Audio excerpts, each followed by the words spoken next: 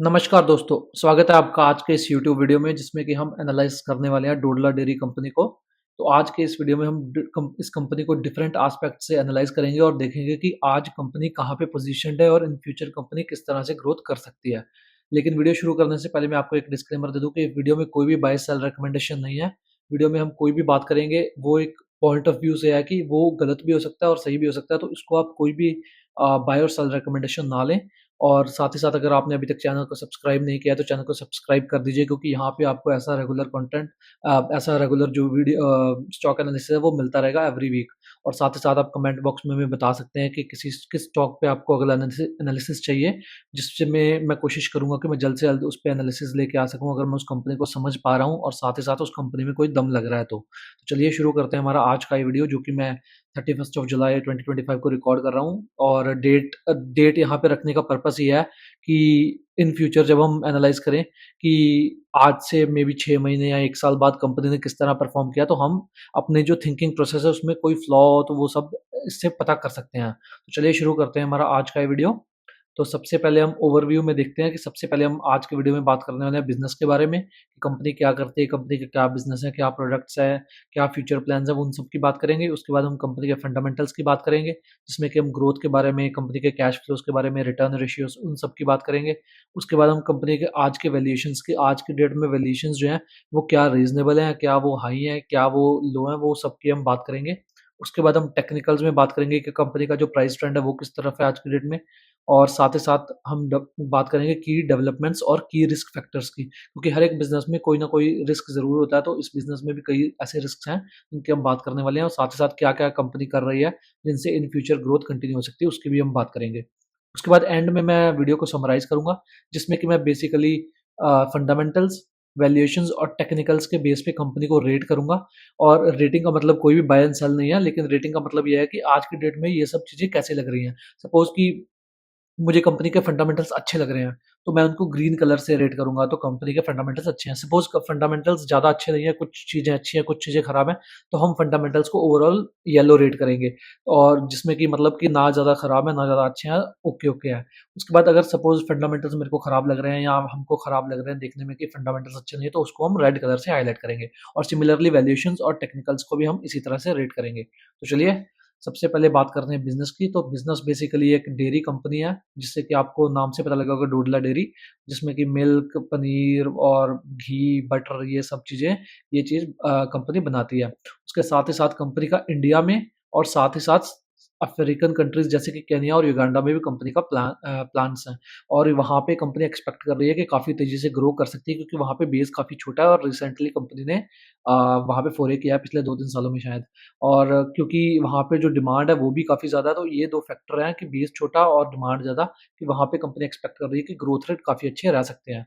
साथ ही साथ कंपनी एक तीसरा वर्टिकल रन करती है जिसका नाम है ओर्गा फीड बिज़नेस। ये कंपनी का काइंड ऑफ एक बैकवर्ड इंटीग्रेशन प्लान बोल सकते हैं आप, जिससे कि कंपनी जो फार्मर्स हैं उनको फीड प्रोवाइड करती है ओर्गा फीड ब्रांड के अंडर, ताकि उनके जो कैटल है, उनका जो भी गाय या भैंस है, उनका जो मिल्क क्वालिटी है वो अच्छी रह सके। तो ये बेसिकली कंपनी का सिंपल सा बिज़नेस है।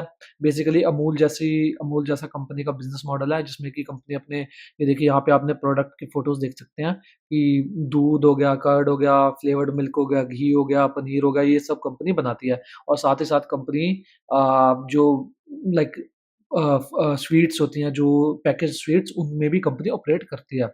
और साथ अब हम बात करते हैं ग्रोथ के सॉरी बिज़नेस के बाद हम बात करते हैं ये। उससे पहले हम देखिए ये कुछ कंपनी के मैंने प्रोडक्ट्स की उनकी प्रेज़ेंटेशन से फ़ोटो लेके निकाली थी। तो ये कंपनी के प्रोडक्ट है, ताकि आपको क्लियर हो जाए कि कंपनी एग्ज़ैक्टली क्या-क्या प्रोडक्ट बनाती है। तो दूध और कर्ड तो आपको मेन हो गया, उसके बाद यहाँ पे मिल्क बेस्ड स्वीट्स हो गई, आइसक्रीम्स हो गई, butter milk, lassi, yoghurt, ghee, paneer and cheese, तो ये सब कंपनी बनाती है। तो उसके बाद हम बात करते हैं कंपनी के फंडामेंटल्स की। तो सबसे पहले हम फंडामेंटल्स में ग्रोथ की बात करेंगे, फिर हम मार्जिन्स की बात करेंगे। और ये दोनों हम पिछले 5 साल और पिछले 4 क्वार्टर्स का देखेंगे कि किस तरह से चल रहे हैं, कि ग्रोथ भी पिछले 5 साल की और मार्जिन्स भी पिछले 5 साल की एवरेज, और साथ ही साथ पिछले 4 क्वार्टर में ये दोनों ने कैसा किया है। साथ ही साथ हम उसके बाद बात करेंगे कंपनी के रिटर्न रेशियोज़ की। जो कि इंडस्ट्री में आई थिंक इनके बेस्ट रेशियोज़ चल रहे हैं इस टाइम, जितने भी लिस्टेड प्लेयर हैं अगर हम उनकी बात करें तो। उसके बाद कंपनी के cash flow to operating profit का जो रेशियो है वो कितना है, वो उसकी बात करेंगे, और एट द एंड हम बात करेंगे कंपनी का डेट टू इक्विटी रेशियो की। तो बे सबसे पहले हम शुरू करते हैं कंपनी के ग्रोथ रेट से। तो ग्रोथ रेट देखिए आप, काफ़ी कंसिस्टेंट और काफ़ी स्टेबल और काफ़ी अच्छा ग्रोथ पिछले 4 सालों में दिखाया है। ये जो था 2021, ये कोविड के दौरान उनका नेगेटिव ग्रोथ आया था, तो उसको हम इग्नोर कर सकते हैं। लेकिन उसके बाद पिछले 4 सालों में कंपनी का ग्रोथ रेट काफ़ी अच्छा रहा है रेवेन्यू लेवल पे, और साथ ही साथ पिछले 4 क्वार्टर्स में भी काफ़ी अच्छा ग्रोथ है कंपनी का। हालाँकि स्लो डाउन हुआ है सिक्वेंशली। यहाँ पे आप देखें 29.94, फिर 20.67, फिर 15.51, फिर 10.45। तो ये सीक्वेंशली स्लो ज़रूर हुआ है, लेकिन फिर भी अच्छा है, डबल डिजिट ग्रोथ दिखा रही है कंपनी। जहाँ पे इंडिया की इकोनॉमी भी उतना अच्छा नहीं कर रही, तो वहाँ पे कंपनी अगर डबल डिजिट दिखा पा रही है ग्रोथ, तो वो काफ़ी अच्छा है। अब यहाँ पे हम बात करते हैं कंपनी के पैट की, तो पिछले 2 साल में काफ़ी अच्छा ग्रोथ दिखाया पैट लेवल पे, लेकिन उससे पहले ये 2 साल थोड़े इनकंसिस्टेंट थे। तो बेसिकली सीज़नैलिटी फैक्टर काफ़ी रहता है इस कंपनी में, जिसकी हम बात मार्जिन्स में और की रिस्क फैक्टर्स में करेंगे। तो यहाँ इसलिए यहाँ पे कंपनी के 2 साल थोड़े ठंडे रहे थे, लेकिन उस वजह से यहाँ पे शेयर प्राइस आई थिंक थोड़ा रीज़नेबल लेवल्स पे आ गया था, जहाँ जिसके बाद कंपनी ने पिछले 2 साल में काफ़ी अच्छा किया है शेयर प्राइस लेवल पे। अब उसके बाद अगर हम पिछले 4 क्वार्टर की बात करें, तो पिछले 3 क्वार्टर में एक काफ़ी अच्छा ग्रोथ है, लेकिन रीसेंट जो जून 2025 का क्वार्टर है, इसमें ग्रोथ रेट नेगेटिव में आया, और उसका रीज़न क्या है? Margin contraction. मार्जिन कॉन्ट्रैक्ट हुए हैं कंपनी के, क्योंकि पिछले साल प्रोक्योरमेंट प्राइसेस जो थे वो काफ़ी लो थे, तो उस वजह से कंपनी के मार्जिन्स अच्छे थे। लेकिन इस साल जो दूध के प्राइसेस हैं वो हाई चले गए हैं, और उस वजह से कंपनी के ग्रॉस मार्जिन्स पे इम्पैक्ट हुआ है, और साथ ही साथ कुछ वैल्यू एडेड प्रोडक्ट की सेल भी कम हुई है अर्ली रेंज और उसकी सब की वजह से। तो उस वजह से यहाँ पे कंपनी के जो मार्जिन्स हैं वो कॉन्ट्रैक्ट किए हैं। यहाँ पे मैं आपको दिखाता हूँ। तो ये देखिए, जैसे कि हम उनके एमडी की अगर हम कमेंट्री पढ़ते हैं, तो उसमें हम दिखाते हैं, several factor influenced our performance during the year, our Indian operations were impacted due to a shorter summer resulting in lower sale of value added products like curd. तो यहाँ पे देखिए, सबसे पहला तो ये फैक्टर है जो कंपनी को इम्पैक्ट किया है, कंपनी के वैल्यू एडेड प्रोडक्ट की सेल, जिसकी वजह से मार्जिन कॉन्ट्रैक्ट किया। और उसके बाद यहाँ पे देखिए आप, अफ्रीकन जो बिजनेस है उसमें कंपनी ने थोड़ा अग्रेसिवली प्राइसिंग किया है, तो उस वजह से कंपनी के जो मार्जिन्स हैं वो कॉन्ट्रैक्ट किए हैं। तो ये 2 मेन फैक्टर रहे हैं, और उसके साथ-साथ कंपनी के जो प्रोक्योरमेंट प्राइसेज़ हैं, यानी कि जिस दाम पे कंपनी दूध खरीदती है, वो भी थोड़ा ऊपर गया है इस क्वार्टर में। तो ये 3 फैक्टर ने कंट्रीब्यूट किया है कंपनी के ग्रॉस मार्जिन कॉन्ट्रैक्शन में। यहाँ पे कंपनी उसकी बात भी करती है, देखिए। सो अमंग व ये देखिए, तो यहाँ पे वैल्यू एडेड प्रोडक्ट में जो इन्होंने बल्क सेल किया है, उसका कंट्रीब्यूशन ज़्यादा है, जिस वजह से जहाँ पे मार्जिन थोड़े कम होते हैं, तो उस वजह से कंपनी के मार्जिन गिरे हैं। और उसके साथ साथ यहाँ पे वैल्यू एडेड प्रोडक्ट जो दूसरे हैं, जहाँ पे मार्जिन हाई है, वहाँ का सेल कम है। और यहाँ पे अगर आप देखें, तो प्रिक्योरमेंट प्राइसेस जो है वो ईयर ऑन ईयर 9.5% से बढ़े हैं, वहीं जो रियलाइजेशन है वो सिर्फ 3.2% से बढ़ा है। तो ये फैक्टर ने कंट्रीब्यूट किया है कंपनी के ग्रॉस मार्जिन कॉन्ट्रैक्शन में। और उसके बाद अगर हम बात करें ग्रोथ के बाद मार्जिन्स की, तो मार्जिन्स की हमने बात कर ही ली है यहाँ पे। तो मार्जिन्स 5 साल का जो एवरेज है वो 9.6 है। 8 साल का जो एवरेज है, जो रिकॉर्डेड डाटा सिस्टम हमारे पास है, उसका एवरेज जो है वो 8.75 है। और आज की डेट में, यानी FY25 के जो फुल ईयर के मार्जिन्स है वो 10% है, तो थोड़े से ऊपर है। तो हो सकता है यहाँ से आने वाले 1 साल में शायद थोड़ा करेक्शन भी देखने को मिले, क्योंकि ये जो मेन सीज़न इनका होता है जून वगैरह का, जहाँ पे गर्मी ज़्यादा होती है, जहाँ पे वैल्यू एडेड प्रोडक्ट का कंजम्पशन ज़्यादा होता है, तो वहाँ पे कंपनी के मार्जिन्स थोड़े गिरे हैं। तो यहाँ पे मैंने उसका वो नहीं लिया, लेकिन हम यहाँ पे कंपनी के ये देखिए, तो वहाँ पे मैंने कंपनी का जो जून के मार्जिन है वो नहीं लिखे हैं प्रेजेंटेशन में, लेकिन यहाँ पे अगर आप देखें, तो जून में 8% पे मार्जिन रह गए हैं। अब अगर हम बात करें, तो इन फ्यूचर शायद 1 साल में थोड़ा बहुत 1 आधा परसेंट मार्जिन कॉन्ट्रैक्ट हो जाए, लेकिन उससे ज़्यादा शायद ना हो, क्योंकि हिस्टोरिक एवरेज के काफ़ी नीचे है। वहीं अगर सपोज़ आज की डेट में ये देखिए, अगर आप 2 साल पहले की बात करते हैं हम, तो यहाँ पे 2-3 साल पहले ये देखिए 13% पे मार्जिन गए थे, लेकिन उसके बाद सीधा देखिए 7% पे भी लैंड किए। तो मार्जिन्स जो है वो इस बिज़नेस में काफ़ी फ्लक्चुएट करते हैं। आप देखिए, कंसिस्टेंट मार्जिन्स ये बिज़नेस नहीं जनरेट कर पाता, और उसका रीज़न क्या है? सीज़नैलिटी फैक्टर। क्योंकि किसी सीज़न अगर ज़्यादा बारिश हो गई, तो ठंड हो गई, तो जैसे इस साल थोड़ा ज़्यादा बारिश हुई है, तो जो वैल्यू एडेड प्रोडक्ट हैं, जैसे लस्सी हो गई, दही हो गया, ये इन सब का कंज़म्पशन थोड़ा कम हो जाता है, आइसक्रीम हो गया, तो ये हाई मार्जिन आइटम है। तो उस वजह से उस सीज़न कंपनी के जो मार्जिन है वो थोड़ा इम्पैक्ट करते हैं। वहीं जिस सीज़न थोड़ा गर्मी ज़्यादा हो गई, उससे उस सीज़न प्रोडक्ट्स की सेल ज़्यादा होगी, और मार्जिन थोड़ा ऊपर चले जाएँगे। तो ये चीज़, ये सीज़नैलिटी फैक्टर है जो कंपनी में रहता है हमेशा। और दूसरा ये कि जिस सीज़न बारिश ज़्यादा हुई, उस सीज़न अगर ठंड के मौसम में भी ठंड हुई, जो कि एक फ्लश सीज़न होता है जहाँ पे दूध की प्रोडक्शन ज़्यादा होती है, तो वहाँ पे ज़्यादा प्रोडक्शन की वज़ह से जो रियलाइज़ेशन है दूध सॉरी जो प्रोक्योरमेंट प्राइस है, जिस दाम पे दूध खरीदा जाता है, वो थोड़ा नीचे गिर जाता है। तो ये 2 फैक्टर काफ़ी हेल्पफुल रहते हैं इन कंपनी के, और यही कारण है कि मार्जिन बहुत ज़्यादा फ्लक्चुएट करते हैं इस कंपनी के। अब हम मार्जिन्स के बाद बात करें रिटर्न रेशियोज़ की, तो रिटर्न रेशियोज़ टिप-टॉप। इनमें कुछ कंप्लेन नहीं कर सकते आप, चाहे आरओई के लेवल पे देखें, चाहे आरओसीई के लेवल पे देखें, तो रिटर्न रेशियोज़ काफ़ी अच्छे हैं। यहाँ पे एक आधा साल थोड़ा-सा ये नीचे गिरे थे 2023 में, वहाँ पे शायद इन्होंने आई थिंक इक्विटी रेज़ किया था, या फिर इनके मार्जिन्स थोड़े ये देखिए मार्जिन्स कोलैप्स किए थे उस साल, तो उस वजह से इनके अ, जो आरओई है वो थोड़ा नीचे गिरा था। तो उसके अलावा अगर आप देखें तो ओवरऑल बहुत ही अच्छे मैट्रिक्स हैं, और आई थिंक ये इंडस्ट्री में one of the best matrix है इस कंपनी के। इवन हैटसन से भी आई थिंक अच्छा आरओसी है। आई थिंक आरओई में शायद थोड़ा-सा हैटसन से पीछे है ये, लेकिन अगर हम बात करें आरओसी की, तो हैटसन एग्रो से भी इनका आरओई अच्छा है। तो लिस्टेड स्पेस में काफ़ी अच्छे मार्जिन रिटर्न रेशियोज़ हैं कंपनी के। अब अगर हम ऑपरेटिंग कैश पे आ जाएँ कंपनी का, तो पिछले 3 साल का जो एवरेज है 78.61, और पिछले 5 साल का 82.96। तो बहुत ही अच्छे रिटर्न रेशियोज़ हैं के बाद जो ऑपरेटिंग कैश फ्लो और ऑपरेटिंग प्रॉफिट का रेशियो है वो भी काफ़ी स्ट्रॉन्ग है कंपनी का। बेसिकली ये रेशियो अगर 60% से ऊपर हो तो ये अच्छा माना जाता है। यहाँ पे कंपनी का दोनों ही जगह पे नियरली 80% के आसपास है, तो काफ़ी अच्छा रेशियो है। अगर हम बात करें डेट टू इक्विटी की, तो कंपनी डेट फ्री है, तो बेसिकली इसमें कुछ एनालाइज़ करने वाला है ही नहीं। नेट डेट लेवल पे कंपनी डेट फ्री है। तो बहुत ही अच्छा साइन होता है किसी भी कंपनी के लिए, चाहे आप किसी भी सेक्टर में एनालाइज़ करें, तो डेट फ्री होना एक बहुत ही अच्छा एडवांटेज होता है किसी भी कंपनी के लिए। क्योंकि एक तो इंटरेस्ट कॉस्ट नहीं जाता, दूसरा कोई भी डेट फ्री कंपनी कभी भी बैंकरप्ट नहीं हो सकती, तो ये एक बहुत ही अच्छा साइन होता है। ये बैलेंस शीट की स्ट्रेंथ दिखाता है, और इन फ्यूचर ऐसी कंपनी में क्या होता है कि इन फ्यूचर अगर कंपनी के पास कोई अच्छी अपॉर्चुनिटी आती है, कोई किसी कंपनी को एक्वायर करने की या कोई भी, तो कंपनी डेट रेज़ करके उसको एक्वायर कर सकती है, और अपना ग्रोथ जो है वो उसको मेंटेन कर सकती है। तो ये बहुत ही अच्छा फैक्टर होता है। अब ये सब तो हमने देख लिया, अब हम बात करते हैं वैल्यूएशंस की कि ये सब फंडामेंटल्स हम लोग को किस दाम पे मिल रहे हैं। तो अगर हम वैल्यूएशंस की बात करें, तो आज की डेट में एज़ ऑन सॉरी आज की डेट में बोले तो 30/07/2025, 30 ऑफ जुलाई, मतलब 31st को ये वीडियो रिकॉर्ड कर रहा हूँ मैं, 30 जुलाई को ये वैल्यूएशंस थे, उनके क्लोजिंग वैल्यूएशंस जो हैं 30.3 टाइम्स जो है इनका प्राइस टू अर्निंग्स रेशियो। यहाँ पे आई थिंक मेरे पास वो नहीं है इनका, एवरेज हम देख लेते हैं यहाँ पे। तो अगर हम बात करें पीई रेशियो की कंपनी का पिछले, क्योंकि 4 साल हुए हैं लिस्टिंग को, तो एवरेज पीई है 29.3, और आज की डेट में 30.3 का पीई है। तो P pretty close to average है, और काफ़ी सही लेवल से, इतना कोई ज़्यादा हाई नहीं है। थोड़ा सा हाई साइड में है, लेकिन फिर भी ठीक है। उसके बाद अगर हम बात करें प्राइस टू सेल्स की, तो प्राइस टू सेल्स 2 टाइम्स है, और 4 साल का एवरेज 1.6 का है। वहीं प्राइस टू बुक 5.5 टाइम्स है, और 4 साल का एवरेज 4.5 टाइम्स का है। ओवरऑल वैल्यूएशंस उतने एक्सपेंसिव नहीं नज़र आते, जहाँ पे हमको अगर हम देखें काफ़ी और सारे कंज्यूमर नेम्स हैं जहाँ पे ग्रोथ है 8%, 7%, 10%, और वैल्यूएशंस है 70 का मल्टीपल, 80 का मल्टीपल, तो उसके कंपैरिजन में इस कंपनी का ग्रोथ रेट 14, 15, 16% के आसपास है, और वैल्यूएशंस काफ़ी सही लग रहे हैं। और एक और रीज़न है कि इस बिज़नेस को वैल्यूएशन थोड़े कम मिलते हैं, वो है सीज़नैलिटी फैक्टर, जो कि हमने मार्जिन्स की बात की। तो मार्जिन्स कम फ्लक्चुएट होने की वजह से भी इस बिज़नेस को जो पीई है या जो प्राइस टू सेल्स मल्टीपल है वो उतना ज़्यादा मिलता नहीं है। तो वो भी एक फैक्टर है, लेकिन उसके अलावा भी जो आज के वैल्यूएशंस है वो उतने महँगे नहीं नज़र आते हैं। हालाँकि थोड़ा-सा हायर साइड में है, लेकिन फिर भी ठीक है। अब वैल्यूएशंस के बाद अगर हम प्राइस मोमेंटम की बात करें, तो price momentum largely upward trend में है।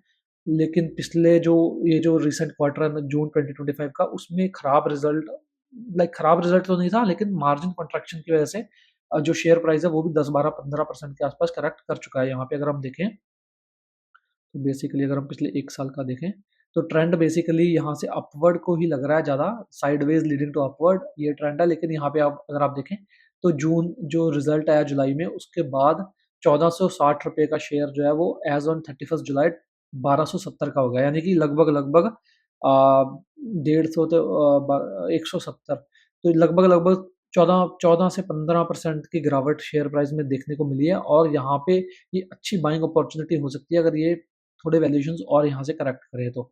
बट लेकिन कोई भी ये बाय एंड सेल रिकमेंडेशन है, ये मेरा एक व्यू है, और मैं गलत भी हो सकता हूँ। लेकिन ये देखिए आप ट्रेंड अगर आप देखें, तो लार्जली 2023 से जहाँ पे ये देखिए आप, मैं एक और चीज़ दिखाता हूँ आपको यहाँ पे।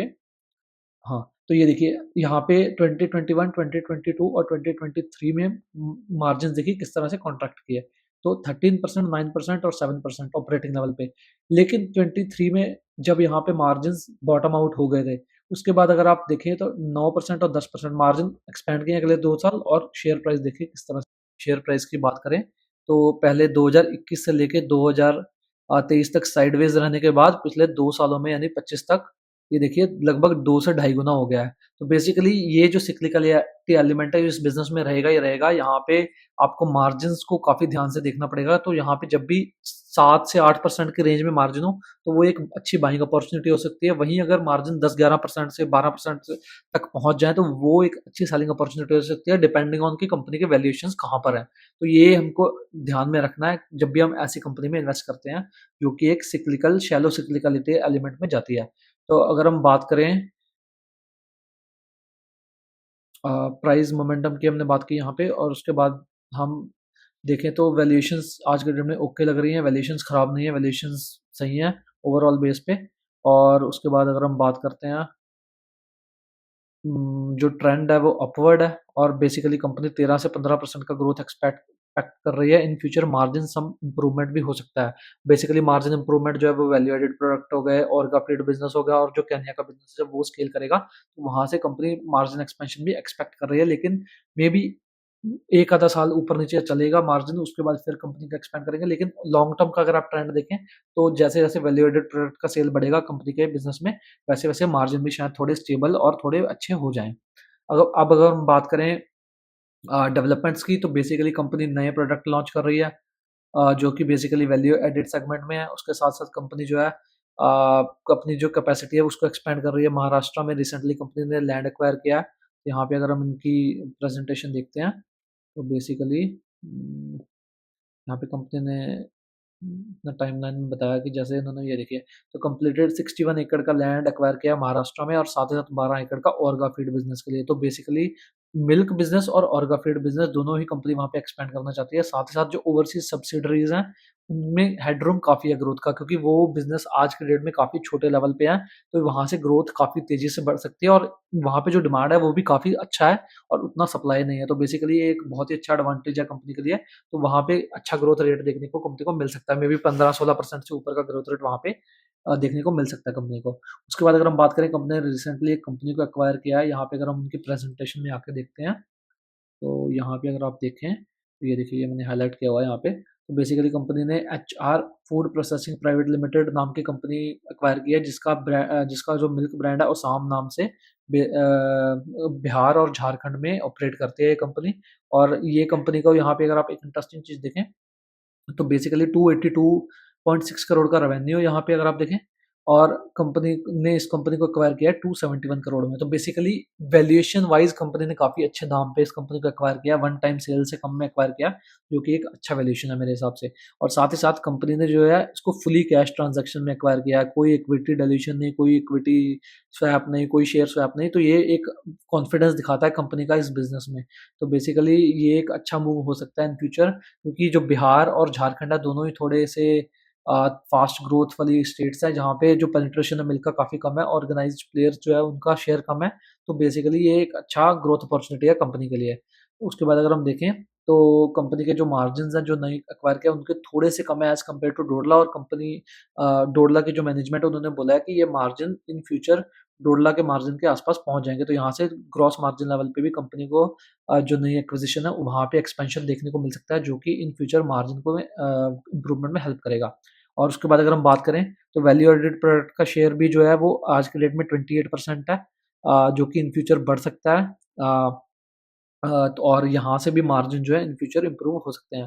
तो ये एक ब्रेक ब्रेक यहाँ पे देखिए ब्रेकडाउन दिया कंपनी ने, डिफरेंट डिफरेंट प्रोडक्ट का कितना कितना परसेंट सेल है। तो उसके साथ साथ यहाँ जब भी ये बढ़ेगा, और साथ साथ अगर थोड़ा ग्रॉस मार्जिन में इम्प्रूवमेंट होगा, तो वहाँ से यहाँ से भी मार्जिन इम्प्रूवमेंट का चांस है कंपनी के लिए। और उसके बाद अगर हम बात करें ऑर्गा फीड बिजनेस की, तो ऑर्गा फीड बिजनेस में भी ग्रोथ काफ़ी स्ट्रांग है, और ओवरऑल उसके जो मार्जिन हैं वो मिल्क बिजनेस से ज़्यादा अच्छे हैं। तो बेसिकली ये बिजनेस भी इन फ्यूचर अगर ग्रो करता है, तो मार्जिन यहाँ से भी इम्प्रूवमेंट देखने को मिल जाएगा हमको। तो अगर हम यहाँ पे कंपनी का प्रेजेंटेशन में आके उनके ऑर्गा फीड बिजनेस की बात कर रहे हैं, ये देखिए, तो यहाँ पे लगातार मार्जिन इम्प्रूव किए हैं। लेकिन पिछले अगर हम देखें Q4 2025 से Q1 2026 में, तो यहाँ पे पहली बार मार्जिन कॉन्ट्रैक्शन देखने को मिला है पिछले 3-4 सालों में, पिछले 3-4 क्वार्टर में मार्जिन बढ़ने के बाद। तो शायद ये पीक आउट कर गए यहाँ पे मार्जिन्स, और शायद यहाँ से मार्जिन थोड़ा करेक्ट हो सकते हैं। अब ये देखने वाली बात होगी, लेकिन ओवरऑल इनके फिर भी मार्जिन्स जो हैं EBITDA लेवल पे वो मिल्क बिज़नेस से अच्छे हैं। तो ओवरऑल ये बिज़नेस जो है ये भी मार्जिन एक्सपैंड कर सकता है अगर ये इन फ्यूचर स्केल हो। यहाँ पे ग्रोथ भी काफ़ी अच्छी देखने को मिल रही है ऑर्गाफीड बिज़नेस में। और उसके बाद अगर हम की डेवलपमेंट्स के बाद की रिस्क फैक्टर्स की बात करें, तो बेसिकली डेयरी एक सिक्लिकल इंडस्ट्री है, जैसा कि हमने बात किया। तो मार्जिन्स फ्लक्चुएशन काफ़ी ज़्यादा रहेंगे क्योंकि वेदर पे डिपेंडेंस काफ़ी हाई है। तो किसी साल अगर वेदर गर्म हो गया तो वहाँ पे वैल्यू एडेड प्रोडक्ट्स जैसे कि फ्लेवर्ड मिल्क हो गया, लस्सी हो गया, कर्ड हो गया, तो इन आइसक्रीम हो गया, इन सब की सेल बढ़ जाएगी। जहाँ पे मार्जिन हाई है तो वहाँ पे मार्जिन कंपनी के इंप्रूव हो जाएंगे। लेकिन किसी सीजन अगर जैसे इस साल हुआ है कि मार्जिन्स कॉन्ट्रैक्ट किए हैं Q1 में, क्योंकि वेदर जो है वो थोड़ा ठंडा रहा है, तो वहाँ पे जो वैल्यू एडेड प्रोडक्ट है उनकी सेल कम हो जाती है। तो बेसिकली ये सिक्लिकलिटी एलिमेंट जो है वो ये बिज़नेस में रहेगा ही रहेगा, और इसको ही आपको देखना है कि यहाँ पे अगर मार्जिन थोड़ा नीचे गिरते हैं तो ये एक बाइंग अपॉर्चुनिटी दे सकता है एज़ अ शेयर। लेकिन फिर भी मैं कोई बाय एंड सेल रिकमेंडेशन नहीं कर रहा हूँ यहाँ पे, मैं एक अपना पॉइंट ऑफ व्यू दे रहा हूँ और ये गलत भी हो सकता है। तो आपको अपना एनालिसिस खुद करना है, लेकिन अगर हम हिस्टोरिकली देखें तो ये ऐसा हुआ है कंपनी ने पिछले 3-4 सालों में भी अगर हम देखें, तो जैसे मार्जिन गिरे हैं तो स्टॉक जो है वो ठंडा रहा है, लेकिन जैसे ही मार्जिन थोड़े बढ़े हैं तो स्टॉक ने अच्छा परफॉर्मेंस दिखाया है। उसके बाद अगर हम देखें कंपटीशन जो है अमूल हो गया या हैट्सन हो गया या और रीजनल प्लेयर्स हैं जो अपना पंजाब में हो गया या किसी भी एरिया में जो रीजनल प्लेयर्स हैं उनका काफ़ी ज़्यादा डोमिनेंस है और काफ़ी ज़्यादा कंपटीशन जो है वो हाई है। लेकिन फिर भी ओवरऑल जो इंडस्ट्री है वो काफ़ी ज़्यादा अनऑर्गेनाइज्ड है आज भी, क्योंकि लोग ओपन मिल्क लेते हैं गाँव से या कहीं से। तो कंपनी के पास ग्रोथ अपॉर्चुनिटी काफ़ी ज़्यादा है, जब और जो इंडस्ट्री है जो धीरे-धीरे ऑर्गेनाइज़ स्पेस की तरफ जाएगी। लेकिन फिर भी ये कंपटीशन जो है ये काफ़ी हाई है। जो बड़े प्लेयर्स हैं, अमूल हो गया और जितने भी बड़े प्लेयर्स हैं अपना इंडिया में, उनसे कंपटीशन जो है काफ़ी हाई मिलता है, देखने को मिलता है कंपनी को। लेकिन ओवरऑल कंपनी का बैलेंस शीट काफ़ी स्ट्रॉन्ग है। कंपनी का जो ब्रांड नेम है काफ़ी स्ट्रॉन्ग है साउथर्न मार्केट में, तो यहाँ पे शायद इनको ग्रोथ में उतना प्रॉब्लम ना हो, लेकिन फिर भी कंपटीशन का एलिमेंट हमको देखना है। उसके बाद अगर हम बात करें फंडामेंटल्स की, यहाँ पे हम समरी पे आ गए हैं। तो फंडामेंटल्स में हमको सब कुछ अच्छा है भाई, ग्रोथ बहुत अच्छा है, मार्जिन्स जो है वो थोड़े से यहाँ पे मार्जिन पे आपको ध्यान देना है कि मार्जिन जो है वो काफ़ी फ्लक्चुएट कर रहे हैं। अगर हम यहाँ पे देखें तो मार्जिन्स ये देखिए, तो मार्जिन्स पिछले 2018 से लेके 2025 तक मार्जिन्स 8 से लेके 13% की रेंज में रहे हैं। तो 13% ये एक्सेप्शन था, इसको आप हटा सकते हैं। लेकिन 8 से लेके 10-11% तक मार्जिन जाते हैं। तो जब लोअर एंड पे 8 से नहीं, 7 से लेके, तो जब लोअर एंड पे मार्जिन थोड़े हों तो वहाँ पे एक अच्छा बाइंग अपॉर्चुनिटी है, कंसीडरिंग की वैल्यूएशन कहाँ पे पहुँच गए हैं प्राइस टू सेल्स लेवल पे। और अगर वैल्यूएशन अगर मार्जिन हायर लेवल पे है 10% 11% के आसपास, तो वहाँ पे सेलिंग अपॉर्चुनिटी आपको देखनी है कि अगर वैल्यूएशन थोड़ा ज़्यादा एक्सपेंड कर गए हैं तो। क्योंकि यहाँ पे अगर आप देखें तो पैट लेवल पे देखिए, जब भी यहाँ पे मार्जिन इंप्रूव हुए तो पैट इंप्रूव हुआ, फिर मार्जिन गिरे, यहाँ पे पैट फिर गिर गया। फिर मार्जिन यहाँ, ये तो एक एक्सेप्शनल केस था, आई थिंक इसमें देखना होगा कि इतने ज़्यादा क्यों बढ़े, ये मैंने देखा नहीं है। तो यहाँ पे देखिए पैट बहुत तेज़ी से बढ़ गया, फिर मार्जिन थोड़ा कॉन्ट्रैक्ट हुए, लेकिन सेल्स बढ़ी तो इसलिए यहाँ पे पैट थोड़ा सा ग्रोथ हुआ। लेकिन उसके बाद ये देखिए, फिर 9% से मार्जिन फिर 7% पे गिरे, पैट फिर गिरा, फिर 7 से 9% गए, पैट बड़े तरीके से बढ़ा। उसके बाद 9 से 10 गए, फिर यहाँ पे पैट हमें अच्छा देखने को मिला, पैट ग्रोथ। लेकिन अब रिसेंट क्वार्टर में जो यहाँ पे मार्जिन गिरे हैं उस वजह से शायद ये साल में थोड़ा पैट कम देखने को मिले, लेकिन क्योंकि कंपनी ने एक्वायर किया नई कंपनी को, तो शायद उनके जब सेल्स और प्रॉफिट्स इसमें आएंगे तो वो वहाँ पे हमको ओवरऑल पैट अच्छा देखने को मिल सकता है FY26 में भी। तो उसके बाद अगर हम बात करें यहाँ पे रिटर्न रेशियोज जो कि बेस्ट इन क्लास हैं, यहाँ पे कंपनी के रिटर्न रेशियोज का कोई मैच नहीं है, जितने भी लिस्टेड पेयर्स हैं सबसे अच्छे हैं। उसके बाद operating cash to operating profit ratio काफ़ी अच्छा है, डेट फ्री है कंपनी। तो ओवरऑल हमारे फंडामेंटल्स जो हैं वो बहुत अच्छे हैं, हम उनको ग्रीन रेट करेंगे।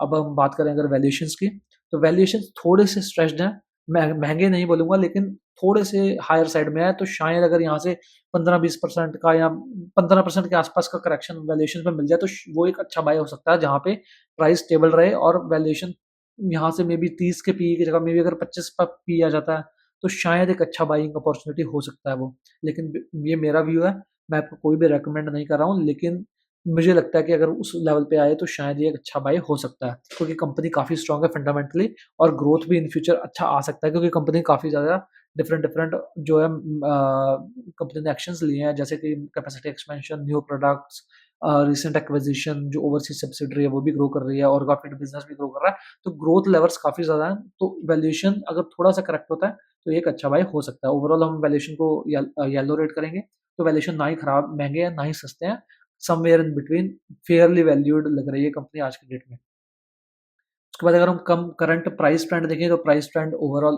अपवर्ड्स है।